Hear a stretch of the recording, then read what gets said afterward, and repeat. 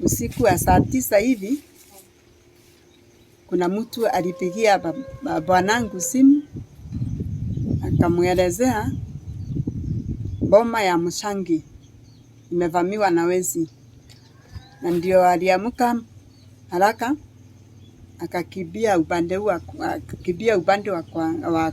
Mshangi, lakini alipofika njiani yeye mwenyewe aliogopa juu alikutana na watu ambao walikuwa wakivamia Mshangi na hakuingia saa hiyo juu aliogopa.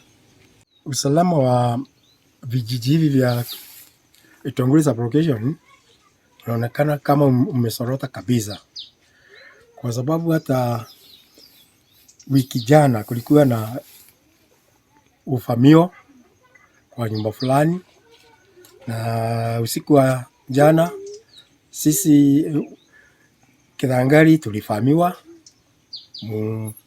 Boma moja ilivamiwa na wale mwenyewe alikatakatwa, yule ambao alikuwa ni neighbor hata yeye alikatakatwa na wakaachwa hali mahututi. Sasa tunaomba serikali